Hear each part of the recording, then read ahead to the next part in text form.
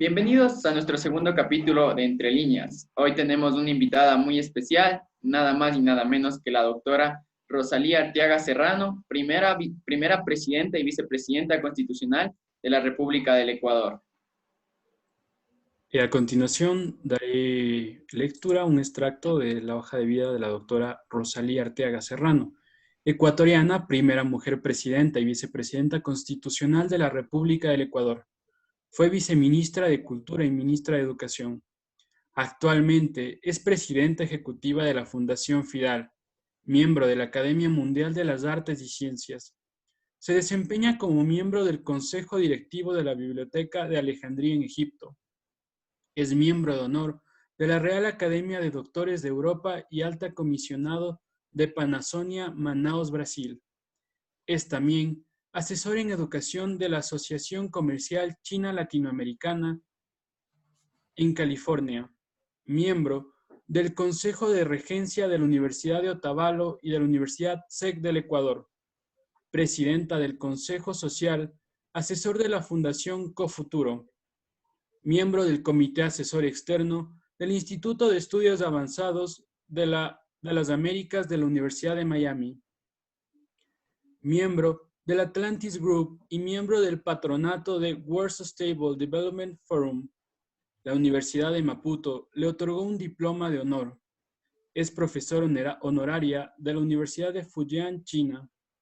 Ha publicado 15 libros de ensayos, prosa poética, poesía, cuentos, literatura infantil y juvenil. Sus poemas han sido parte de varias antologías en el Ecuador y en otros países. Dicta conferencias, promueve la educación y el cuidado del medio ambiente. Colabora por algunos medios de comunicación y publicaciones nacionales e internacionales. Mantiene espacios de opinión en medios escritos y audiovisuales. Doctora Rosalía Arteaga, es un gusto tener con nosotros en este espacio para los jóvenes y por los jóvenes. Un gusto también estar con ustedes en Entre Líneas. Me parece interesante el nombre que le han puesto a este segmento de entrevistas y estoy a sus órdenes para responder a sus inquietudes. Muchas gracias, doctora. Un placer tenerla aquí con nosotros. Gracias por aceptar nuestra invitación. Y bueno, la primera pregunta es, ¿quién es la doctora Rosalía Arteaga? Andrés, de alguna forma se refleja en el currículum que acaba de leer Luis. Yo soy una mujer con múltiples intereses, porque me gusta lo que hago y por eso probablemente trabajo tanto incansablemente. Alguna gente dice que pare un poco, pero no lo hago. Estudié leyes, pero también estudié comunicación, educación, antropología, filosofía. Me he desempeñado en diversas funciones, tanto a nivel público como privado, pero yo diría que hay un denominador común en mi vida y es la fascinación por dos áreas fundamentales. La una es educación, porque creo que es la única manera de hacer que los países se desarrollen, pero no cualquier educación, sino una educación de calidad basada en valores. Y el otro gran factor que ha sido permanente en mi vida es la literatura. Primero porque soy una ávida, casi voraz lectora, leo casi todo lo que me cae en las manos desde que era pequeña, pero también escribo y a eso tal vez le he dedicado menos tiempo de lo que debería. Ojalá en los próximos años pueda ser más disciplinada en trabajar en la literatura, en la creación literaria, como es mi intención. Pero soy una mujer muy realizada, tanto personal como política, como profesionalmente. He llegado a lugares a los que no habría imaginado y realmente me siento muy agradecida con la vida. Bueno, doctora, realmente por parte de los jóvenes nada más que agradecerle. Voy a poner un poco en contexto a todos nuestros espectadores y de igual manera a usted. En el colegio en el que yo estudiaba, en nuestro último año, leímos una de sus obras, Jerónimo y los otros Jerónimos. Realmente es un cúmulo de emociones para nosotros al ya terminar el colegio. Estamos realmente con todo esto. Y el leer este libro fue un clímax para nosotros, ¿no? El poder ponernos en sus zapatos y realmente usted nos transmitió este sentimiento, esta empatía por el libro. ¿Y cómo es para usted escribir, doctora? ¿Qué usted puede reflejar en todo esto? Porque realmente usted nos logra transmitir este sentimiento. Y era algo increíble. Cuando nosotros estábamos en las aulas de clases, pasamos por los pasillos, todos con los libros, y realmente teníamos una cara que era increíble, ¿no? El libro nos transmitía las ideas, el libro nos transmitía todo y nosotros podíamos realmente sentir lo que usted nos estaba diciendo. ¿Cómo usted logra esto, doctora? Gracias, Luis. La verdad que me emociona mucho lo que me cuentas, porque trae a mi memoria el momento en que yo escribí el libro, que fue el momento más doloroso de mi vida. Siempre he dicho que la ley de la vida tal vez es que uno entierra a los padres y hay mucho dolor en eso, pero nunca uno piensa en que va a enterrar a un hijo, que un hijo se le va a morir en los brazos. Y eso es lo que narro yo en Jerónimo.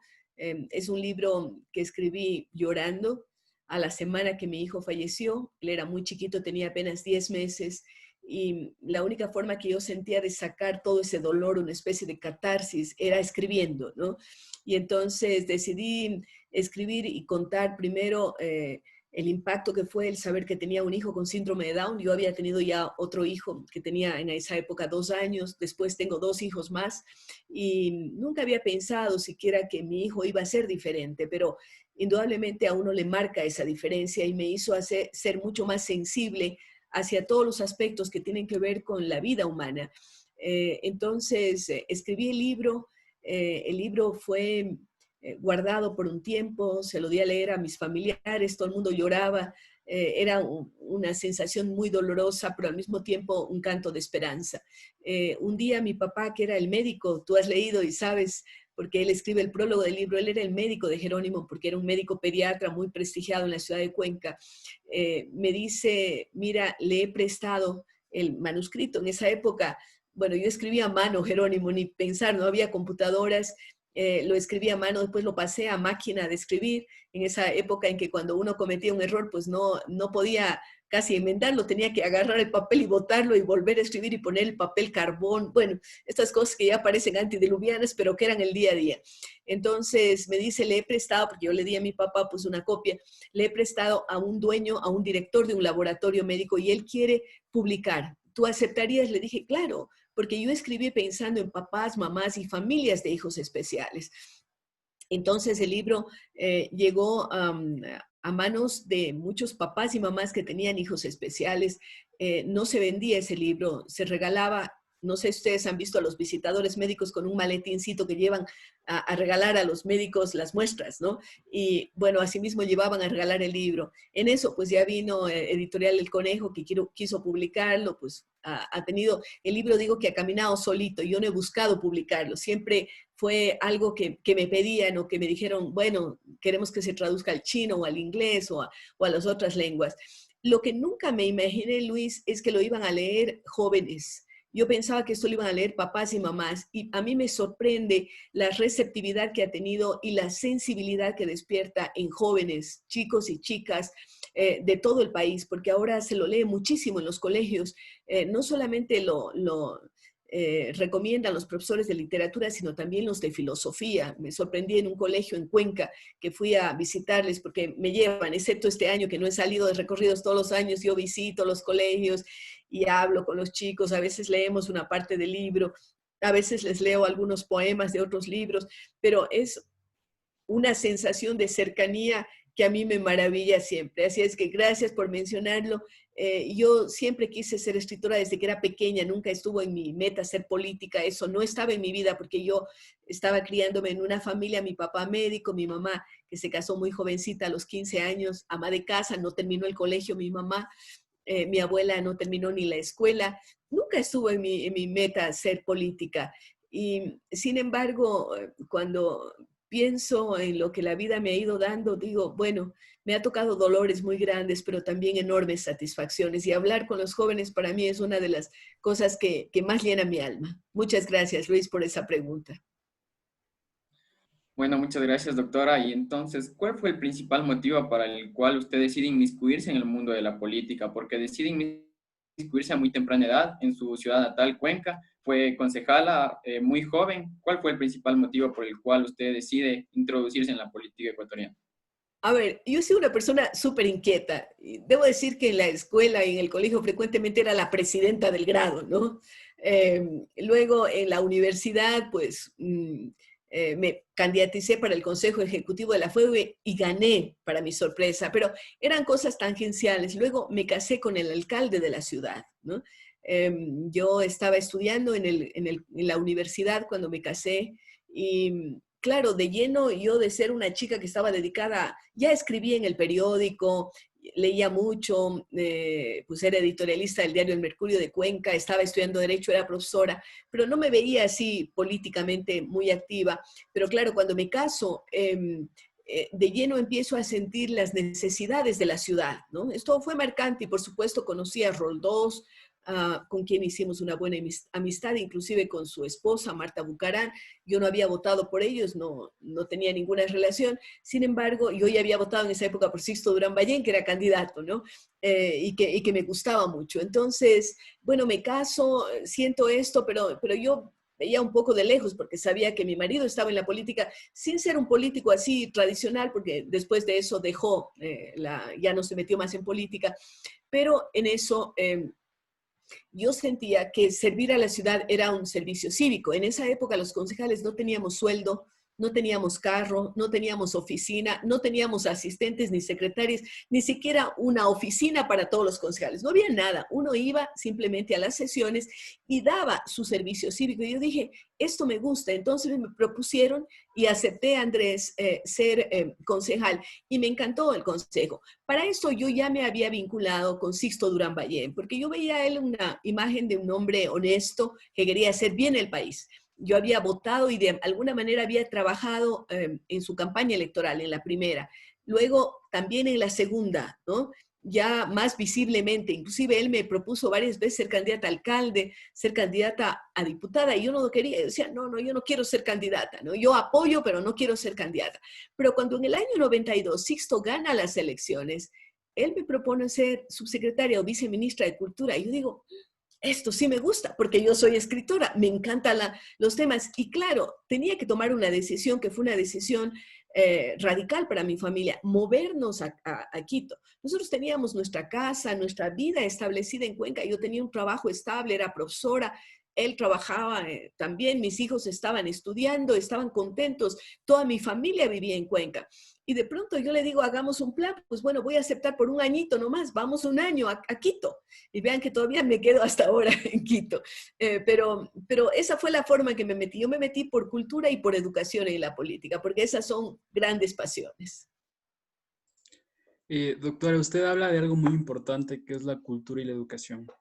Sixto Durán realmente logró convencerle de esta propuesta. ¿Y cómo se da este cambio de Sixto Durán a la política ya nacional, al gran paso en el que usted va a ser vicepresidenta? ¿Cómo logran convencer a una persona que realmente, con muchísimo orgullo decimos, es una persona que ha dejado enaltecida a la academia ecuatoriana en todo el mundo? ¿Cómo logran convencer a la doctora Rosalía Arteaga de A llegar a ver, la vicepresidencia? Luis, Luis y Andrés, esta es una historia, ¿no?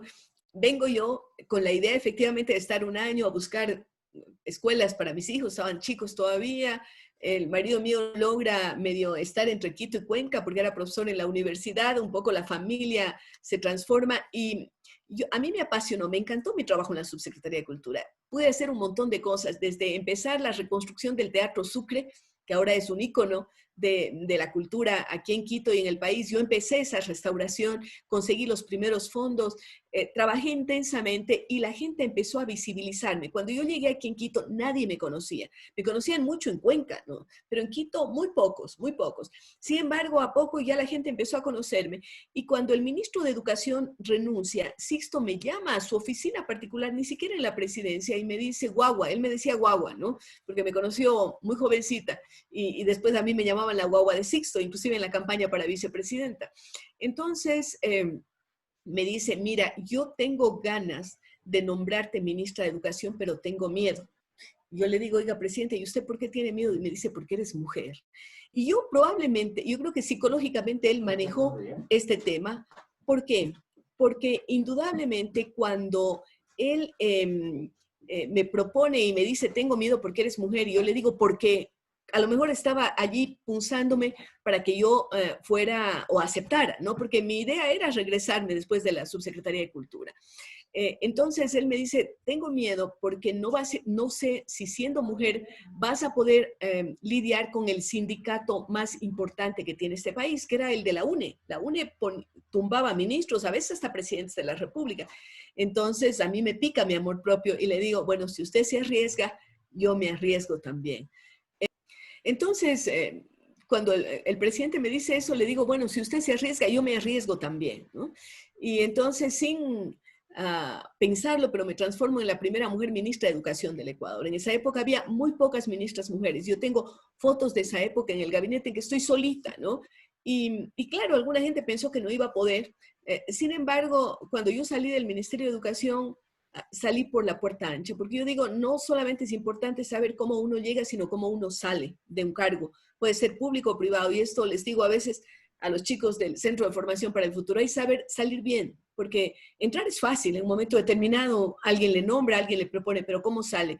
Y yo salí porque siendo católica como soy y habiéndome educado en un colegio dominicano de las Madres Catalinas en Cuenca y habiendo trabajado allí casi 20 años como profesora, porque empecé a dar clases a los 17 años, entonces, sin embargo, yo pensé siempre que en el Ecuador y en el mundo es bueno tener separado Estado e Iglesia. Y en ese momento empezó a discutirse una ley en el Congreso, en esa época no se llamaba Asamblea, sino Congreso, para dictar clases de religión en los colegios públicos. Y yo dije, esto es romper el laicismo. Los padres pueden poner a sus hijos en los colegios católicos o de otra religión, si así lo quieren, pueden dar sus enseñanzas, pero mezclar religión y Estado, eso ocasiona las guerras que se dan en el mundo. Tenemos guerras religiosas. Entonces yo me opuse a esa ley y como consideré que eso no era algo que estaba en mis manos, porque eso se discutía en la Asamblea, en el Congreso decidí renunciar. Mis asesores me dijeron que estaba cometiendo un suicidio político, porque estaba de alguna forma discutiendo con los grandes jerarcas de la iglesia. A pesar de que yo conversé con el cardenal Monseñor Bernardino Echeverría y él estaba de acuerdo conmigo, estaba de acuerdo el cardenal, pero algunos obispos no. Entonces me dijeron, usted si quería dedicarse a la política, olvídese, ya de aquí a su casa. Dije, bueno, pues me voy a mi casa y voy a regresar a hacer lo que me gusta, ser profesora. Ya para esa época mis hijos no querían regresarse a Cuenca, se habían entusiasmado con sus colegios, en fin, decidimos quedarnos aquí en Quito. Pero contrario a lo que decían mis asesores, eso me puso en la mira. Y para mi sorpresa, esto era en el año 94, septiembre del año 94, las elecciones iban a ser en el 96, empiezo a recibir propuestas de prácticamente todos los candidatos a la presidencia que querían que yo sea candidata a la vicepresidencia. Parece ser que habían corrido encuestas sobre mí, yo nunca las corrí, y empiezo a recibir esas propuestas. Entonces, frente a eso, digo, bueno, tal vez sea interesante dedicarse a la política y decido crear un movimiento político con mi hermana Claudia, que es hermana menor a mí con 10 años, y con otros, sobre todo profesores, profesoras. Y creamos un movimiento que se llamaba el Movimiento Mira, Movimiento Independiente por una República Auténtica. También era la primera vez que mujeres creaban un movimiento político. Porque si bien hubo un partido político liderado por una mujer, Cecilia Calderón, ¿no? El FRA, el Movimiento Radical Alfarista, el Frente Radical Alfarista, este movimiento fue creado por su padre, Abdón Calderón, y cuando él es asesinado, pues ella toma la posta y se transforma en la líder del partido político. En este caso, nosotras decidimos crearlo. Y bueno, recibí varias propuestas, acepté con el peor de todos, con Bucarán. ¿Por qué acepté? Porque esa es la siguiente pregunta que seguro me van a hacer. Sí, porque él tenía una propuesta, un plan de gobierno muy bueno y porque habíamos hecho un pacto que lo firmamos en que él decía que yo iba a manejar todo el frente social y así acepté, hicimos una alianza. Yo nunca me afilié al PRE, yo siempre era la líder del movimiento Mira, que era un movimiento político aliado, firmado una alianza con el PRE y quedamos en que yo iba a manejar el frente social. Desafortunadamente él no cumplió, inmediatamente le puso a su hermano como ministro de Bienestar Social y automáticamente era el presidente del Frente Social. Y bueno, el resto es historia que más o menos se conoce. Esa fue, porque yo dije, sí, como ministra de Educación había hecho muchas cosas, una de ellas fue proponer una reforma curricular de todo cómo debía manejarse el currículum de la educación básica ecuatoriana, dije, si como ministra pude hacer eso, los maestros estaban muy entusiasmados. Contrariamente a lo que pensaba Sixto, yo no tuve problemas con la UNE, más bien tuvimos un trabajo conjunto. Yo no era débil, había sido muy firme. Sin embargo, ellos entendieron que yo estaba luchando por mejorar la educación. Y entonces ellos se transformaron en tan grandes aliados que y los funcionarios del ministerio, que cuando yo renuncié al ministerio, quisieron hacer un paro, pero no para mandarme a mí, sino para pedir al presidente que me exija que me quede como ministra de Educación. Un poco esa es la vida y por eso me metí en la política. Dije, si como ministra hice en educación algunas cosas, como vicepresidenta voy a poder hacer muchas más. Sí, doctora, y el triunfo fue rotundo. El binomio Bucaram-Arteaga venció en 20 de las 21 provincias del Ecuador. Fue algo inédito en ese entonces. Y luego viene, aunque hubo muchos desacuerdos con el abogado Abdalá Bucaram, cuéntenos un poquito de eso. ¿Por qué tenía desacuerdos con el presidente? Sí, la verdad es que, como ustedes saben, pues fue una victoria arrolladora. La campaña fue una campaña muy alegre, sin alcohol, sin grandes problemas de recorrido del país con música. Fue una etapa muy agradable. Sin embargo, en cuanto ganamos las elecciones, empezaron a darse las discrepancias. Primero porque no cumplió aquello que se había comprometido, a que yo manejaba el Frente Social.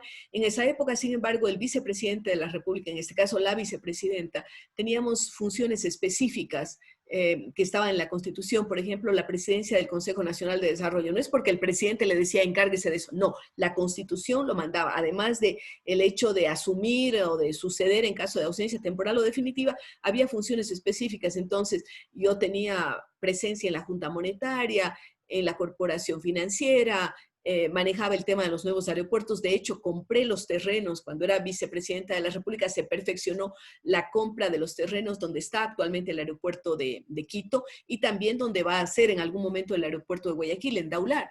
O sea, Puembo y Daular, yo visitaba con los alcaldes, en fin, había una serie de cosas. Pero la situación empezó a ponerse demasiado tensa. Bucaram quería, por ejemplo, la pena de muerte. Yo soy contraria a la pena de muerte. Inclusive mi tesis de grado de doctora en Derecho es en contra de la pena de muerte. Quería subir el precio del gas. Yo decía, eso es una medida que va a afectar al pueblo, no podemos subir el gas. En fin, toda esta serie de cosas se empezaron a dar una situación muy tensa.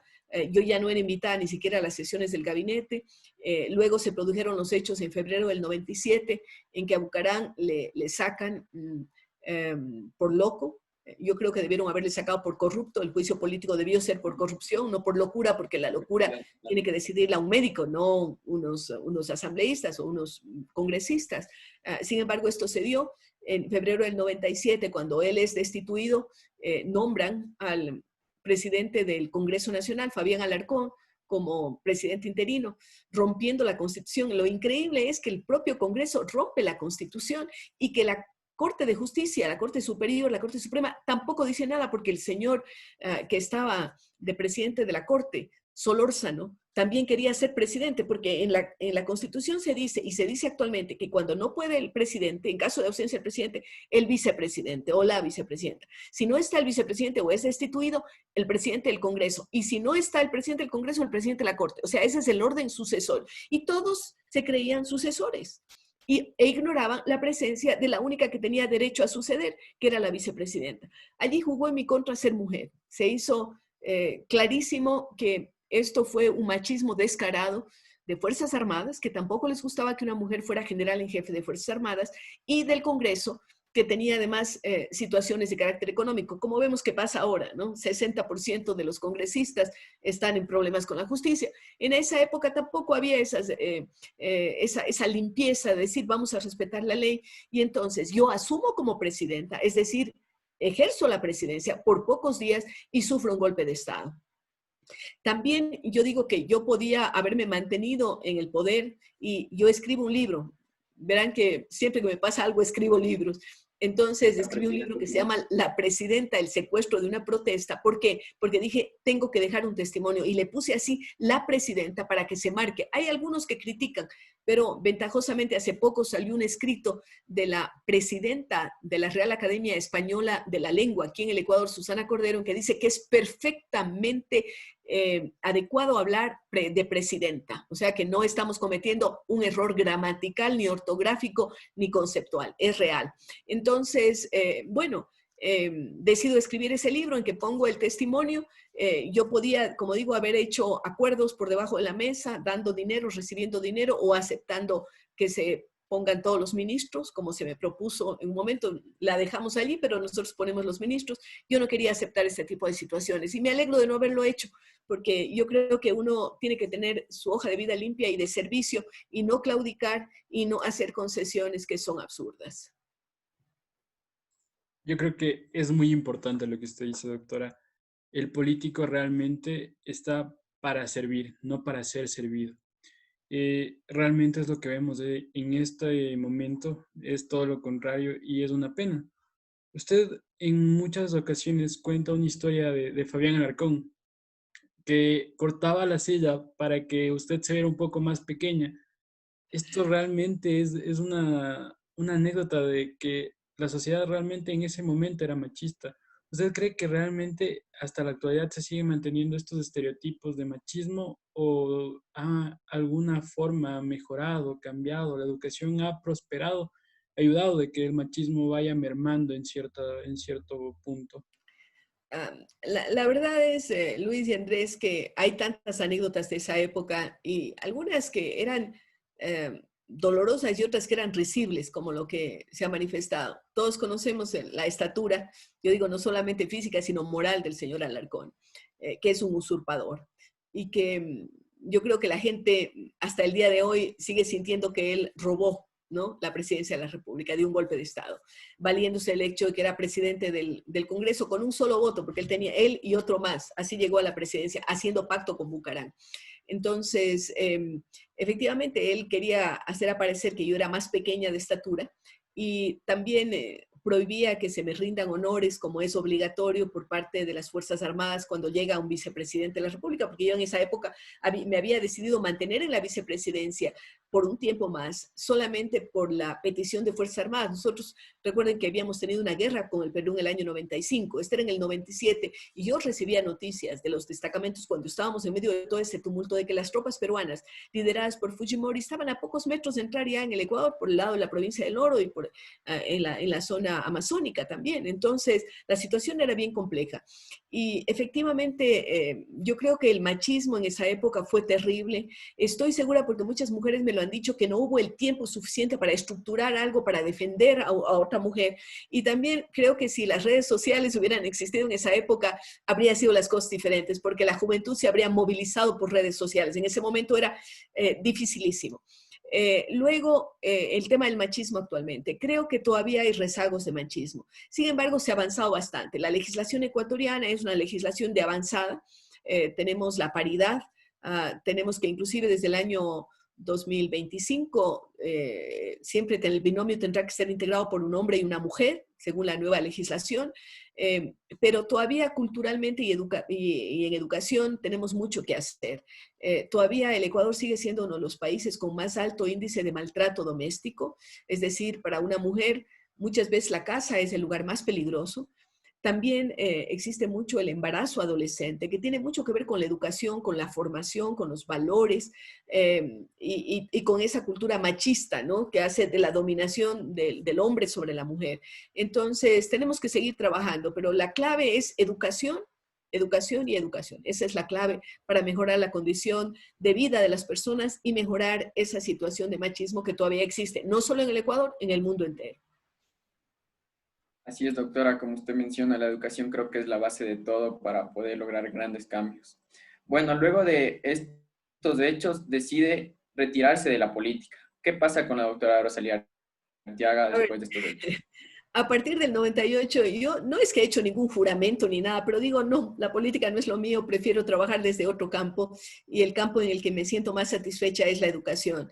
En el mismo año 98, comienzo del 99, creamos con un grupo de personas dedicadas a educación, tanto de Ecuador como de Chile, Fundación Fidal. y entonces Fundación para Integración y Desarrollo de América Latina, en donde la clave es educación. Trabajamos premiando a los mejores profesores de Ecuador y de Iberoamérica. Cada año, desde hace 12 años, organizamos un concurso que ya se ha transformado en un símbolo aquí en el Ecuador, el concurso de excelencia educativa, y que además ya existe en toda Iberoamérica.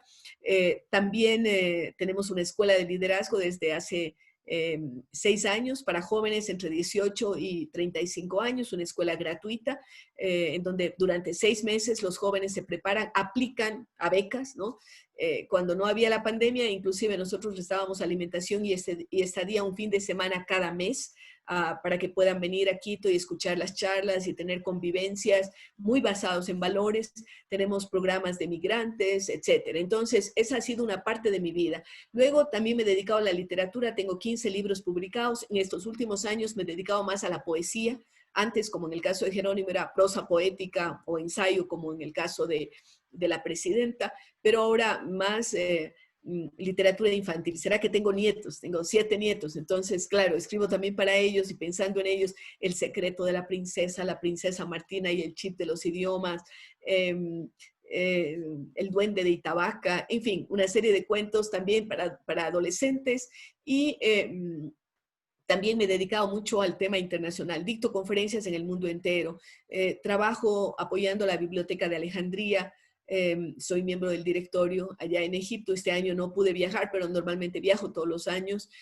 Participo en foros en Bakú, en Azerbaiyán, que me da mucha pena ahora de la guerra que se está dando entre Azerbaiyán y Armenia. Espero que la intervención internacional haga que esta guerra fratricida entre 2 pueblos hermanos cese.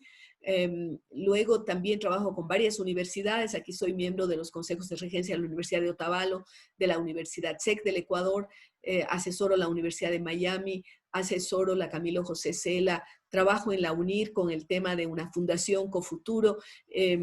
También soy miembro de la Real Academia Europea de Doctores, entonces estoy muy vinculada al mundo académico internacional, pero también a reuniones de expresidentes, también mucho a liderazgo femenino. Soy miembro del Women Political Leaders, que es una organización con sede en Bruselas, también del Women Economic Forum, que tiene su sede en India. Entonces, trabajo con muchos frentes y me siento súper contenta de poder hacerlo y dar mi apoyo a una serie de instituciones. La mayor parte de mi trabajo es voluntario, o sea, es gratuito, tanto en FIDAL como en las otras organizaciones, porque creo que uno tiene que darle al país también. El país me ha dado mucho, me ha dado oportunidades y yo creo que uno tiene que seguirle sirviendo. Doctora, realmente sin menospreciar a los anteriores presidentes ni a las personas que están postulando en la actualidad, usted es un ejemplo de una persona realmente preparada y que realmente se ha seguido preparando. Es muy importante la educación y lo que usted nos recalca. Considero a título personal que la educación es lo único que nos puede liberar de este yugo opresor que es la ignorancia y no nos permite liberarnos y saber un poquito más. Y usted tocaba un tema muy importante sobre una escuela de liderazgo. Tenemos muchos jóvenes seguidores que realmente podrían estar interesados en esta escuela de liderazgo. ¿Cómo se puede postular para la escuela de liderazgo o en qué momento? Todo esto nos podría dar un poco más de información. Sí, claro. Normalmente las inscripciones se abren en el mes de octubre. Este año va a ser en noviembre, porque tuvimos que postergar el inicio por el tema de la pandemia y lo estamos haciendo solo online. Ojalá el próximo año ya sea también presencial, porque eso le da una riqueza, el contacto, los networks se establecen entre los jóvenes, las amistades. De allí han salido, bueno, ya tenemos varios chicos que son candidatos en varios partidos políticos, ¿no? Otros, en cambio, son emprendedores, otros son maestros, en fin, se dedican a muchas cosas. La escuela de liderazgo nosotros la promovemos a través de la página web de Fundación FIDAL, que es www.fidal, con F, ¿no? fidal-medioamlat.org, www.fidal-medioamlat.org. El único requisito es que los chicos sean de 18 a 35, ni menores ni mayores, y también que tengan un grado de liderazgo. que eso nos lo tienen que demostrar. Normalmente a través de la página web hacen una aplicación. El único costo que se cobra son $20 por la inscripción, nada más. El resto todo es gratuito. Esos $20 es un poco para... Al comienzo no se cobraba, pero después dijimos hay que ver que realmente tengan el interés, ¿no? Y que hagan esa pequeña inversión. Luego entonces tienen que mandarnos su currículum. Ese currículum es analizado por un grupo que es el Consejo Académico y determina si efectivamente en el currículum hay espacios que nos demuestren que son líderes. Hemos tenido reinas, la reina de Pujilí, por ejemplo, ¿no? Hemos tenido jóvenes que son presidentes de sus colegios o de una asociación escuela, o chicos que están así, o que son maestros, porque también los maestros siempre son líderes, o que están haciendo algo que nos demuestre que sí, o que tienen que también escribir algo como su proyecto de vida, qué quieren hacer en su vida. Esto es analizado. Y luego hay una entrevista. Antes era personal, sobre todo con los chicos de Quito, porque la escuela está aquí, o online. Entonces se tiene una entrevista y se va viendo cuáles son los mejores currículos. Hasta el año pasado aceptábamos 50 chicos cada año. Este año, porque es online, aceptamos 90, casi el doble. Y los hemos ido acompañando con tutores. Los jóvenes también se han agrupado, nuestros exalumnos, que son más de 200, en una asociación que se llama ASOBEL, que es la Asociación de Exbecarios de FIDAL. Y también los pueden seguir ustedes en las redes sociales. Ellos tienen ya una revista online que se llama Pizarra. O sea, estamos súper contentos. Muchos de los chicos que se han graduado con nosotros, porque tienen un diploma que les damos con la Universidad Técnica del Norte, con créditos que podrían usarse en la universidad. Muchos de los chicos que han estudiado con nosotros después han ganado becas. Recién este año regresó Andrea Romo de Corea. Hemos tenido chicos que han ido al Japón, que han ido a Inglaterra, etcétera. Nosotros estamos apoyándoles. Siempre tratamos, además de que haya intercambios entre chicos ecuatorianos con los de Bolivia y Perú, y esto lo vamos haciendo cada año, excepto este año. Esperemos que ya el próximo retomemos. Pero les invito a ustedes personalmente, pero también a jóvenes que les estén escuchando a través de los medios, a través de esta entrevista, para que participen. www.fidal centro-medioamlat.org. También hay un hashtag del Centro de Formación para el Futuro, CFF, que así se llama la Escuela de Liderazgo, Centro de Formación para el Futuro. Nuestro eslogan es: con mejores ecuatorianos tendremos un mejor Ecuador, porque le apostamos a formar a los líderes, como digo, con valores. Allí los chicos reciben clases de realidad nacional, realidad internacional, cómo hacer proyectos de negociación. Tienen también clases de expresión oral y escrita, tienen valores, ¿no? Clases de valores. Todo esto se ha establecido una malla curricular que además es divertida, porque a veces les llevamos al teatro a que vean el patio de las comedias, o a veces el patio de las comedias va donde nosotros. Tienen intercambio, tienen conferencias de políticos, de líderes empresariales, etcétera. Entonces están invitados y esperemos verlos el próximo año en el Centro de Formación para el Futuro. Muchas gracias, doctora. Y de igual manera extendemos la invitación a todas las personas que nos están visualizando. Una muy interesante propuesta de la doctora Rosalía Arteaga. Bueno, doctora, queríamos preguntarle sobre otro tema importante que en los últimos meses ha generado mucho debate, sobre el feminismo, las marchas, las protestas que se han venido dando en los últimos 2 años especialmente. ¿Qué opina acerca de eso, sobre el aborto legal, el aborto no legal? Un tema muy delicado que ha generado mucho debate en el Ecuador y en el mundo. A ver, el feminismo ha sido una corriente positiva porque ha propiciado el que la mujer pueda votar, pueda participar en elecciones. El feminismo fue creado hace muchísimo tiempo. A veces se distorsiona. Yo veo que hay muchos jóvenes que hablan del feminazi, ¿no? Las feminazis. Yo creo que es una ignorancia, porque el nazismo fue una corriente tan horrorosa que acabó con la vida de millones de personas, entre otros 6 millones de judíos durante la Segunda Guerra Mundial. O sea que no puede jamás equipararse el feminismo al nazismo. Ahora, a veces llega a distorsiones. No estoy de acuerdo con lo que pasó en el Centro Histórico de Quito, que hubo destrucción de bienes, inclusive rayar las paredes, poner consignas, dañar monumentos, dañar casas patrimoniales que cuesta mucho trabajo mantenerlas. Otra vez se han tenido que poner las vallas en el Centro Histórico después de esta marcha. Así es que totalmente rechazo. Ahora, hay luchas y conquistas de la mujer que son importantes. Como digo, el tema de los derechos civiles es importante. El tema del aborto, yo tengo una posición de que cuando se trata de una violación la mujer debería tener derecho. No en cualquier circunstancia, pero cuando yo veo, por ejemplo, que hay violaciones a niñas de 12 años, de 14 años, porque no son jóvenes todavía, son niñas. La mayor parte de violaciones se producen cuando en el entorno familiar, a veces el padrastro, el hermanastro, el vecino al que le dejan cuidando la niña, amiguitos, ¿no? Que van a las casas. Y después la niña se queda con un estigma terrible. También, por supuesto, cuando corre peligro la vida de la madre, que esto está reconocido en todas las legislaciones, no en cualquier circunstancia. Yo creo que es un tema que hay que seguirlo discutiendo en nuestra sociedad, no con violencia, sino hay que seguir discutiéndolo, conversando, viendo cuáles son las situaciones, cuál es la posición de las mujeres. Desgraciadamente el aborto se sigue practicando, ¿no? Y en muchos casos corre peligro la vida de la mamá, ¿no? Porque están en circunstancias terribles. También el caso de cuando se produce un aborto naturalmente. A mí se me produjo un aborto naturalmente en mi segundo hijo. Yo quería tener varios hijos.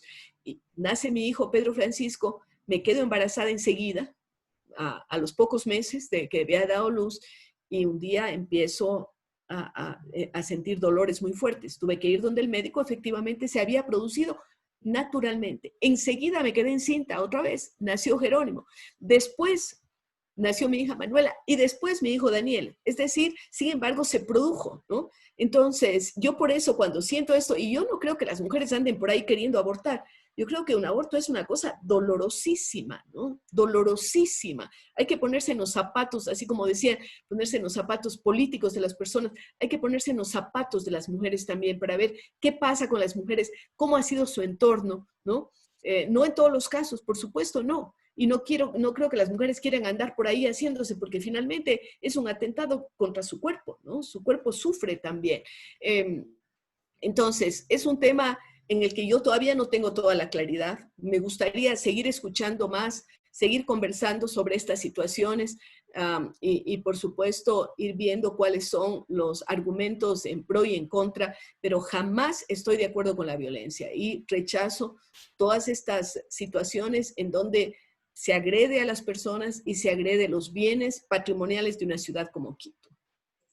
Es muy interesante el escuchar su punto de vista, doctora, una mujer que, como hemos mencionado a lo largo de toda la entrevista, muy preparada, que ha conseguido muchos logros a favor de las mujeres.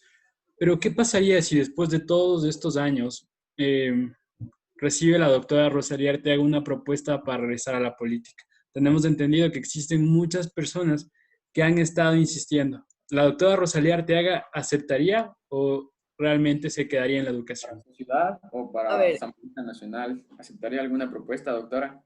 A ver, yo he recibido bastantes propuestas todos los años. Cada vez que hay elecciones, estaba recordando la última elección de alcaldes de las ciudades, que fue hasta hace no mucho tiempo, un par de años creo, ¿no? Y recibí visitas de mi ciudad, 5 partidos políticos que hicieron que regrese a Cuenca a ser candidata a alcalde, y 3 partidos aquí en Quito que me propusieron la candidatura a la alcaldía. No acepté. He recibido también ahora propuestas, y en todas las veces que ha habido elecciones, inclusive cuando viví en el Brasil, porque yo tuve la suerte de ser la secretaria general de los países amazónicos y viví en el Brasil del 2004 al 2007. En el 2006 recibí propuestas para ser candidata a la presidencia, pero no acepté porque yo creo, chicos, de que uno no necesita estar en política para servirle al país. Puede hacerlo desde la comunicación, desde la educación, ejerciendo bien su profesión. No quiere decir esto que nunca jamás, porque uno no sabe las circunstancias, pero no es mi intención. Hasta ahora, como digo, he aplicado lo que dice la Constitución ecuatoriana, que es el derecho a la resistencia. Así es que me he resistido a volver a la política activa. Esto no quiere decir que no hable sobre política. Yo hablo sobre política, yo escribo, tengo una columna en diario El Telégrafo, en diario La Hora, en el Ecuador News, de migrantes ecuatorianos en Nueva York. Antes escribí casi para todos los periódicos, he escrito para El Universo, para El Expreso, para El Mercurio de Manta, bueno, para muchísimos medios, ¿no? Para El Tiempo de Cuenca. Pero siempre yo estoy interesada por lo que pasa en el país y en el mundo. Es decir, la política es un tema importante es un tema importante, no tenemos que minusvalorarlo y además debe ser reconceptualizado para que sea eso que hablaba Luis, de servicio, ¿no? Y lo que hablaba Andrés también. Entonces, no quiere decir que esté cerrada totalmente, pero no es mi intención. Y hasta ahora he tratado de mantenerme fuera y ya llevo 22 años fuera de la política activa, partidista. Bueno, me gustaría compartir con todas las personas que nos están viendo esta frase tan interesante. La política debería ser la profesión a tiempo parcial de todo ciudadano. Y bueno, doctora, invitarle a usted un mensaje que nos dé a todos los jóvenes a inmiscuirnos en el maravilloso mundo de la política para realmente generar un cambio en el futuro, porque yo creo que sí va a haber ese cambio con los jóvenes actualmente que se están interesando en la política. Y de mi parte, muchas gracias, doctora, por su apertura. Gracias, Andrés, y gracias, Luis. Un saludo muy cariñoso a todos los jóvenes que nos están escuchando. Decirles que la política es algo maravilloso, efectivamente, es la capacidad de servir y tenemos que concebirla así. Yo estimulo el que los jóvenes se dediquen a la política porque si se las dejamos solo a los malos, ¿qué va a hacer del país y del mundo? Es supremamente importante. Ánimo, yo creo que ahora ustedes están en una etapa muy importante que es la de prepararse, porque para llegar a la política hay que prepararse no solamente en el ámbito político, sino en el ámbito humano, en el ámbito de los valores, en el ámbito de los conocimientos, sea a través de la universidad o sea fuera de la universidad, porque no solamente la universidad nos da conocimiento, nosotros aprendemos de la experiencia, de las lecturas, de las cosas que vamos viviendo. Así es que gracias nuevamente, he tenido mucho gusto de estar en Entre Líneas, les deseo muchos éxitos y que sigan adelante con esta iniciativa. Ahora tenemos la maravilla de lo que son las redes sociales y los medios digitales y esto hay que aprovecharlo para bien, porque la tecnología es una herramienta que puede ser usada para el mal o para el bien. Nosotros estamos seguros de que ustedes quieren usarla para el bien y un medio de comunicación y un espacio como el que han generado es digno de felicitación. Así es que muchas gracias. Queremos agradecerle una vez más, doctora Rosalía Arteaga, de Entre Líneas, un diálogo sin fronteras, buscando diversificar la información en los medios de comunicación digital. Hasta una próxima ocasión con todos ustedes. Muchísimas gracias a todos nuestros televidentes.